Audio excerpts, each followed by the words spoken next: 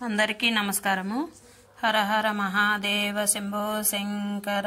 కార్తీక పురాణము 26వ అధ్యాయము. దుర్వాసుడు శ్రీహరిని శరణువేట. శ్రీహరి హితబోధ. ఈ విధంగా అత్రి మహాముని అగస్త్యునితో దుర్వాసుని కోపం వలన కలిగిన ప్రమాదమును తెలిపి మిగిలిన వృత్తాంతమును ఇట్లు తెలియజేసెను. ఆ విధంగా ముక్కోపి అయిన దుర్వాసుడు భూలోకమున, భూవర్లోకమున, పాతాళలోకమున, సత్యలోకములకు తిరిగి తిరిగి అన్ని లోకములోనూ తను రక్షించు వారు లేకపోవటచే వైకుంఠమందున మహావిష్ణు కడకు వెళ్లి, వాసుదేవ, జగన్నాథ, శరణాగత రక్షక, బిరుదాంకిత, రక్షింపుము. నీ భక్తుడైన అంబరీషునకు కీడు చేయదల్చిని. నేను బ్రాహ్మణుడుగాను ముక్కోపియే మహాపరాధం చేసి తిని. నీవు బ్రాహ్మణ ప్రియుడవు. బ్రాహ్మణుడైన భృగు మహర్షి నీ యురుముపై తన్నినను సహించితివి. ఆ కాలి గురుతు నేటికి నీ వక్షస్థలమందున్నది. ప్రశాంత మనస్కుడువై అతన్ని రక్షించినట్లే కోపంతో నీ భక్తునికి శాపం ఇచ్చిన నన్ను కూడా రక్షింపుము శ్రీహరి. నీ చక్రాయుధము నన్ను చంపవచ్చుచున్నదని దుర్వాసుడు శ్రీమన్నారాయణ్ణి పరిపెరి విధములుగా ప్రార్థించెను. ఆ విధంగా దుర్వాసుడు అహంకారమును వదిలి తన్ను ప్రార్థించుట చూచి శ్రీహరి చిరునవ్వు నవ్వి, దుర్వాస, నీ మాటలు యథార్థములు. నీ వంటి తపోధనులు నాకత్యంత ప్రియులు. నీవు బ్రాహ్మణ రూపమును పుట్టిన రుద్రుడవు. నీవు చూచిన వారు 3 లోకములందు భయపడకుందురు. నేను త్రికర్ణములచే బ్రాహ్మణులకు మాత్రమే ఎట్టి హింస కలిగించను. ప్రతి యుగమందున గో, దేవ, బ్రాహ్మణ, సాధుజన్ములకు సంభవించే ఆపదలను పోగొట్టుటకు ఆయా పరిస్థితులకు తగిన రూపములు ధరించి దుష్ట శిక్షరక్షణ గావింతును.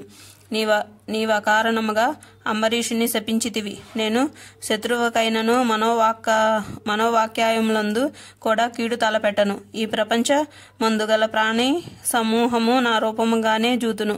అంబరీషుడు ధర్మయుక్తముగా ప్రజాపాలన చేయుచుండెను. కాని అటువంటి నా భక్తుణ్ణి నీవు అనేక విధములుగా దూషించితివి. నీ ఎడమ పాదంతో తన్నితివి. అతని ఇంటికి నీవు అతిథివై వచ్చి కూడా నేను వేళకు రాని ఎడల 12 గడియలు దాటకుండా భుజింపమని అంబరీషునికి చెప్పవైతివి. అతడు వ్రతభంగమునకు భయపడి నీ రాకకై చూచి జలపానం మాత్రమే చేసెను. అంతకంటే అతడు అపరాధము ఏమీ చేసెను? చాతుర్వర్ణముల వారికి భోజన నిషిద్ధ దినములందు కూడా జలపానము దాహశాంతికిని పవిత్రకును చేయదగినదే కదా. జలపానమునొచ్చిన మాత్రమున నా భక్తుని దూషించి శపించితివి. అతడు వ్రతభంగమునకు భయపడి జలపానం చేసినాడు, కాని నిన్ను అవమానించట చేయలేదు. నీవు మండిపడుచున్నను బ్రతిమాలి నిన్ను శాంతింపచేయి చూచెను. ఎంత బ్రతిమాలినను నీవు శాంతింపనందున నన్ను శరణు వేడెను.